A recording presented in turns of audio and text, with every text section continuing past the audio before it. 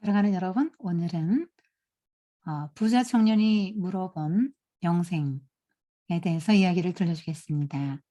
성경을 조금 더 잘 이해하려면 맥락을 알아야 해요. 맥락은 흐름이라는 뜻인데요. 어, 지금 어떤 맥락이냐면 예수님께서 자기를 의롭다고 여기고 다른 사람을 멸시하는 사람들에게 이 이야기를 들려주셨거든요. 바리새인과 세리의 기도 비유를. 그러니까 이 젊은 부자 청년도 듣고 있는 거예요, 그 설교를. 근데 그 설교 들었을 때 기분이 어땠을까요? 분명히 바리새인이 들어가야 되는데 아무도 들어갈 수 없다고 생각되는 저 주인 세리가 어떻게 들어가나? 어 놀랐을 거예요. 근데 하나님 나라는 누가 들어갑니까? 세리. 비록 사람들에게 멸시한대 받고 죄인이라고 손가락질 받지만 "주님 나는 죄인입니다." 하고 자기 죄를 알고 고백하고 하나님의 자비를 구한 사람은 의롭다 여기심을 받고 하나님 나라에 들어갔죠. 그다음에 예수님이 이어서 "어린아이 같아야 하나님 나라 들어간다." 이렇게 설교하고 하셨거든요. 누가 하나님 나라에 들어갈 수 있나 누가 못 들어가나 지금 이 맥락이라니깐요. 어 그 어린아이 같아야 들어간다는 게 무슨 말일까요? 그때 당시 어른들의 눈으로 볼 때 어린아이는 힘이 없어요. 연약한 거고 그다음에 무가치하죠. 돈도 못 벌고 일도 못하고 전쟁도 못 나가고 그때 당시 어른들 눈으로 볼 때는 무가치한 존재죠. 낮은 존재고 무슨 뭐 인격적인 그런 대우를 받지 못했어요, 그때 당시 아이는. 어 그게 어린아이예요. 그러니까 세리나 어린아이나 낮은 신분이죠. 음. 근데 어린아이는 왜 천국에 들어갑니까? 세리는 자기 죄 고백해서 들어갔고요. 어린아이는 어 하나님을 절대 의존하죠. 어린아이가 엄마 의지하듯이. 그다음에 하나님의 나라 가치 체계를 잘 받아들여요, 수용성이 커서. 그러니까 뭐 어른은 가르치기가 되게 힘들어요. 왜냐면 자기 생각이 딱 굳어 있기 때문에. 뭐 세계관도 굳어 있고 경험도 많고 내가 아는 지식이 다 이게 맞는 것 같고 그래서 누가 무슨 말해도 나이가 먹으면 먹을수록 잘 못 받아들여요. 그런데 어린아이는 경험이 많지 않죠. 그래서 이런 거야." 하고 선생님이나 부모님이 가르쳐 주시면 '아 그렇구나.' 하고 이렇게 받아들이잖아요. 그 하나님 나라 가치 체계를 얼른 받아들였으니까 간 거죠. 그러니까 어떤 뭐 명예도 없고 특권도 누리는 것도 없고 돈도 없고 가난하고 힘없고 사회에서 아웃사이더로 내놓은 사람들인데 "이들이 하나님 나라에 들어갔다." 이렇게 말씀하시는 거예요. 그러면서 오늘 이 부자 청년 이야기는 부자 청년은 못 들어갔다. 그럼 누가 못 들어가나? 부자 청년 같은 사람은 못 들어가요. 그러니까 전혀 이렇게 대척점에 있는 거예요, 둘 이. 바리새인과 그 부자 청년은 같은 여기에 있는 거고요. 세리와 어린아이는 이쪽에 있는 거죠. 음. 어 한 부자 청년이 이 사람은 관원이에요. 관원이 뭐냐면 공무원. 일찍 출세를 했네요. 그러니까 그때 당시에 그 유대 사회에서 종교 지도자 무슨 사내들인 공연이라든가 하여튼 이런 관원이 된 거예요. 그러니까 젊은 나이에 관원이 됐으니까 이 신분이 높은 거잖아요. 명예에도 따라붙죠. 그리고 돈이 따라붙어요. 이 세트로 가요 다. 이 특권을 막 누립니다. 어디 가나 막 높은 자리에 앉으시라 그러고 막 사람들이 뭐 "떡고물이라도 떨어질까." 이러면서 막 졸졸 따라다니죠. "어떻게든지 저 사람하고 뭐 결혼할 수 없을까?" 뭐 이러면서 막 우리 자녀들하고 뭐 이러면서 따라다닐 거예요. 사람들이 막 많이 따라다닐 거예요. 자 그런데 이 사람이 고 두 설교를 듣고 나서 그럼 젊은 관원인 나는' 이런 생각이 든 거죠. '나는 하나님 나라에 들어갈 수 있나? 물론 들어가지. 난 율법을 잘 지키니까.' 이런 생각을 했을 거예요. 그러면서 자기는 이 '다 어렸을 때 지켰다.' 뭐 이런 생각을 하는 사람인데 예수님에게 나와서 자기를 또 과시할 생각도 있으면서도 하나님 나라에 들어가려면 "무슨 일을 해야 아 내가 영생을 얻을 수 있겠냐." 이렇게 묻습니다, 이 청년이. 어 확인하고 싶었겠죠. '나는 하나님 나라에 들어갈 수 있다.'라는 거를 예수님에게 확인받고 싶었을 거예요. 묻는 질문이 좀 이상하지 않아요? 어 "선한 선생님 내가 무슨 일을 하여야 영생을 얻겠습니까?" 이렇게 묻잖아요. 이 사람들 생각은 뭐냐면 율법을 다 잘 지켜서 내가 뭔가 행하면 그걸로 인해서 하나님 나라에 들어갈 수 있다고 생각을 했단 말이에요. 그러니까 내가 무슨 일을 해야만 들어갈 수 있냐고 묻죠. 세리가 뭐 무슨 일해서 들어갔어요? 어린아이가 무슨 일해서 들어갑니까? 일해서 들어간 나라 아니에요. 자기가 일해서 들어간 나라 아닙니다. 하나님의 은혜로 들어가는 나라죠. "나는 죄인입니다." 하고 고백하고 하나님을 나의 주인으로 모시는 거죠. 주님을 나의 주인으로 모시면서 주님이 주시는 그 예수님이 가르치는 하나님 나라의 가치 체계를 받아들이는 사람이 구원받습니다. 근데 예수님께서는 "그러면 계명을 지켜라." 이렇게 말씀하십니다. 어떤 계명이요? 살인하지 말라, 간음하지 말라, 도둑질하지 말라, 거짓 증거하지 말라, 뭐 네 부모를 공경하라, 이웃사랑하라 그런 거 있지 않아. 그런 거 지키면 되지. 아유 그런 거 다 지켰어요. 아직도 뭐 부족한 게 있나요? 나 도덕 점수 100 점인데요. 이렇게 말하는 거죠. "뭐 부족한 거 있어요? 100 점짜리인데 나." 이렇게 말하는 거예요. 근데 예수님께서는 이 사람이 가장 약점이 뭔지를 아셨어요. 그리고 "그래? 너 완전하고 싶니? 그러면 네가 가진 걸 다 팔아서 가난한 사람들에게 주고 그다음에 나를 따라라. 그러면 하늘의 보화가 내게 있을 거야." 이렇게 말씀을 하시니까 이 부자 청년이 슬퍼하면서 슬픈 기색을 띠고 근심하며 돌아갔습니다.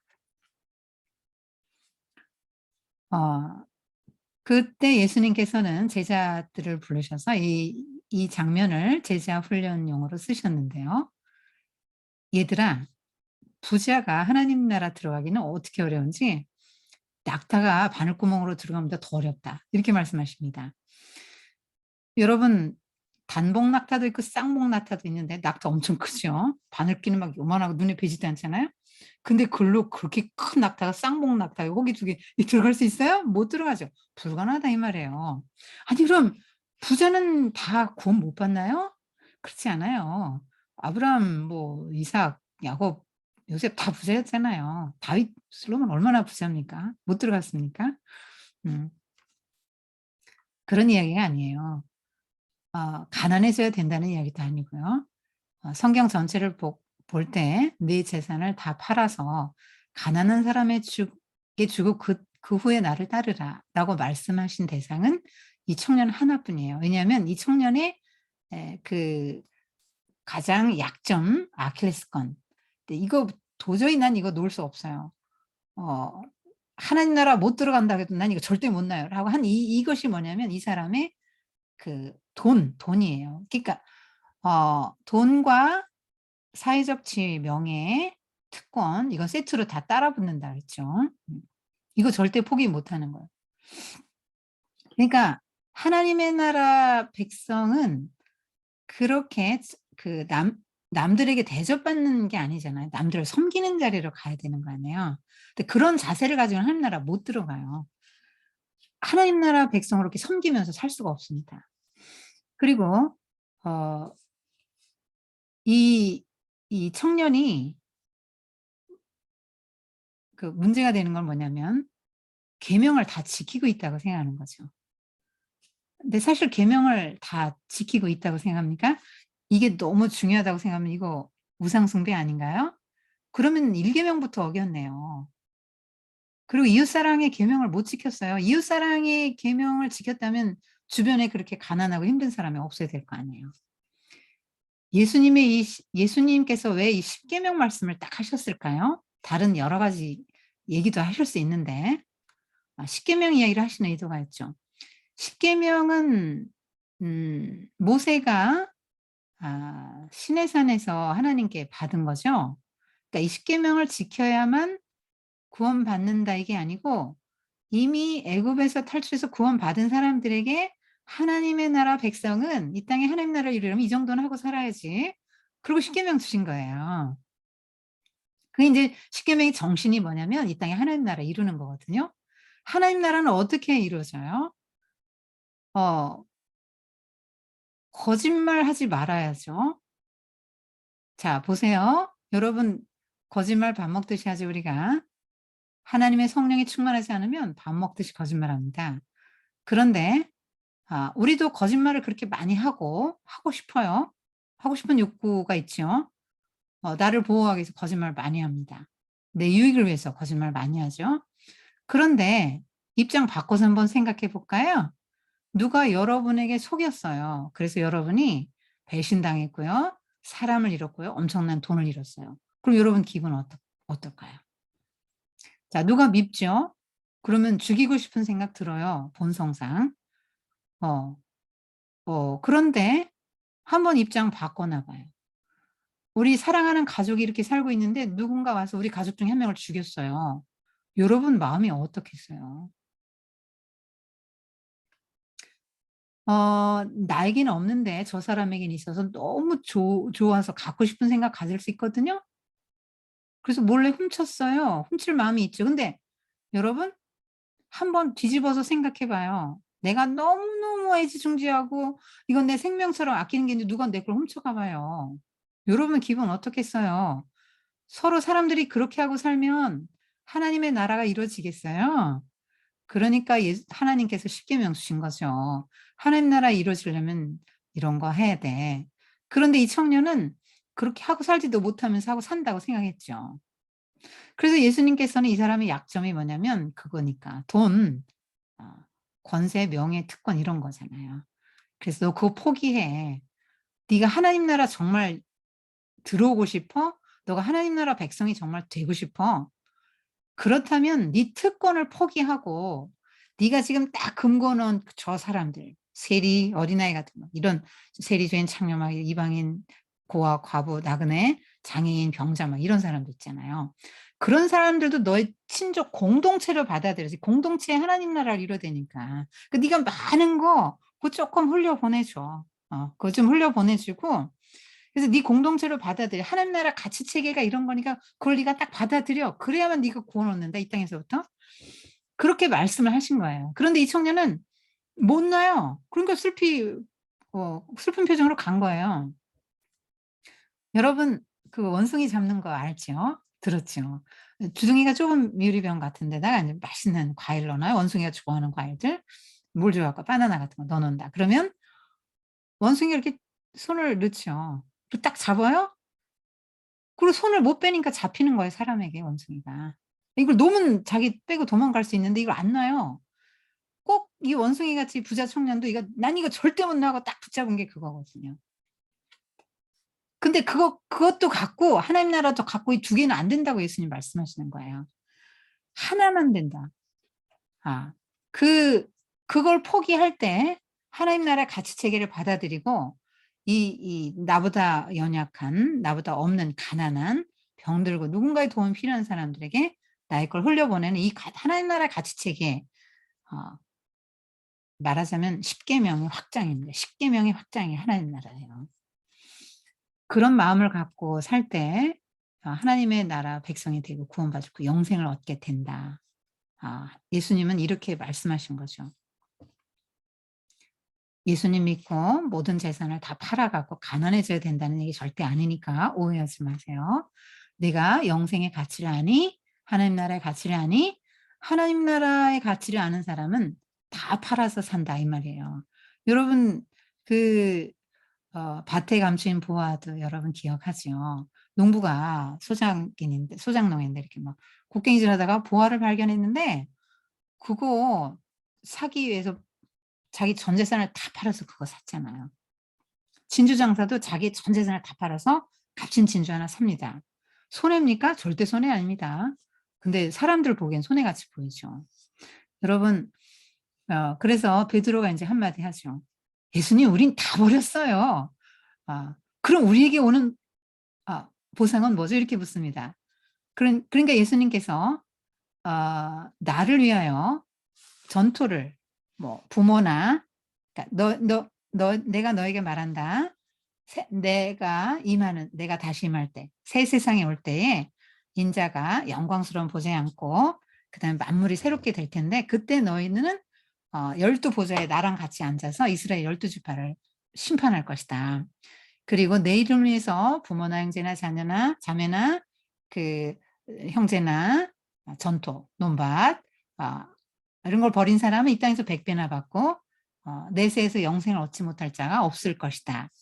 그러나 첫째가 꼴찌가 되고 꼴찌가 첫째가 될 것이다. 이렇게 말합니다. 여러분 첫째는 부자 청년이죠. 바리새인들 이런 사람이 첫째입니다. 꼴찌는 누굽니까? 세리 어린아이 같은 사람이죠. 그 꼴찌가 첫째가 되는 나라가 하나님의 나라다. 이렇게 얘기하는 겁니다. 오늘 이 말씀은 예수님 믿는 사람은 가난해져야 된다는 말이 아니고 하나님의 나라의 가치 체계를 받아들여야 된다는 말이에요. 그래서 하나님 나라의 가치 체계를 받아들였을 때는 어 그렇게 가난한 사람들에게 어 그냥 무심할 수가 없다는 거죠. 아 하나님 나라를 이루려면 한 사람은 그냥 그 높은 지위에서 그 모든 부가 주는 모든 특권을 다 누리고 한 사람은 너무 가난해서 지금 거의 죽게 생겼는데 이렇게 이런 사람들이 같이 살면서 하나님 나라가 어떻게 이루어지겠어요? 부가 왜 문제가 될까요? 돈을 의지하고 하나님을 의지하지 않아요. 이 청년도 하나님이냐 돈이냐 했을 때 하나님이냐 하나님 나라냐 천국이냐 돈이냐 했을 때 돈을 선택했잖아요. 그러니까 돈이 주는 그 혜택들이 이 땅에서 너무 크게 느껴지기 때문에 하나님의 나라를 에, 포기하는 거예요. 그런데 여러분 생각해 보세요. 이 땅에서 잠깐 누릴 돈하고 영원한 나라에서의 영원한 생명. 그러니까 이 땅에서 우리가 이 몸을 갖고 사는 것처럼 영원한 그 새 나라에서 새하늘 새 땅에서 내가 또 다른 몸을 갖게 될 텐데 그게 영원한 생명이에요. 그 생명은 죽지 않는 영원한 생명이란 말이에요. 재산이 중요합니까? 여러분 재산 다 팔아서라도 죽을 병 낫고 싶지 않겠어요? 생명이 더 중요하죠. 그런데 이 사람은 자기의 가진 거 돈을 더 중요하게 생각했기 때문에 하나님의 나라를 포기한 사람이죠. 어. 자기 그걸 포기를 못 하는 거예요. 어 다 판 제자들 그러면 손해 봤습니까? 제자들이?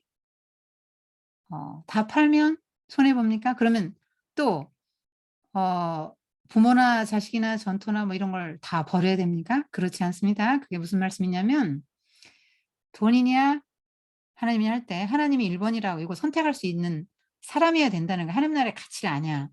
네 모든 것을 다 버리고도 하나님 나라에 들어가고 영생을 얻을 그 뜻이 있느냐 이걸 묻는 의지가 있느냐고 묻는 거예요. 하나님 나라의 가치가 모든 것을 다 주고라도 다 팔아서라도 살 만한 가치가 있다는 걸 내가 알고 있느냐 이 말입니다. 어 그래서 하나님의 나라에 들어가는 사람 뭐 예를 들면 뭐 부모나 아 부모를 버렸다. 어떻게 부모님을 버립니까? 성경처럼 효도를 강조하는 종교가 어디 있습니까? 기독교가 굉장히 강조하죠. 부모를 버리라는 이야기 아닙니다. 자 부모냐 하나님의 나라냐 할 때 하나님의 나라가 1 번이라고 말하는 거예요. 우선순위의 문제를 말씀하고 있는 겁니다. 그렇게 해서 하나님 나라를 위해서 하나님 나라를 1 번으로 알고 나의 것들을 다 이거 다 없어도 돼요. 이건 상대적인 거고 있어도 되고 없어도 되고 하나님만 절대적으로 나한테 필요합니다 하고 그 길을 따라갔을 때 이 땅에서 100 배를 주신다는 거예요. 예수님이 약속하신 겁니다. 그리고 내세에서 영생을 얻지 못할 자가 없다. 자 하나님 나라를 이 땅에서부터 소유하면 어떤 혜택이 있을까요?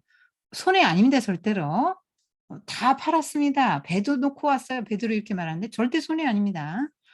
무엇을 얻습니까? 이 땅에서부터 죄 사함을 얻죠. 하나님 나라는 의와 평강과 희락이라 했습니다. 의를 얻습니다. 옳다. 너는 의인이다. 평강을 얻습니다. 돈 주고도 못 삽니다. 희락, 기쁨을 얻어요. 그리고 영원한 생명을 얻잖아요. 그게 손해입니까?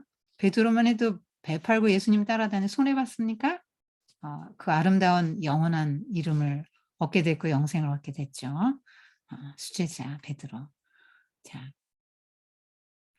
그래서 바꾸면 다 잃어버리는 거 아니에요.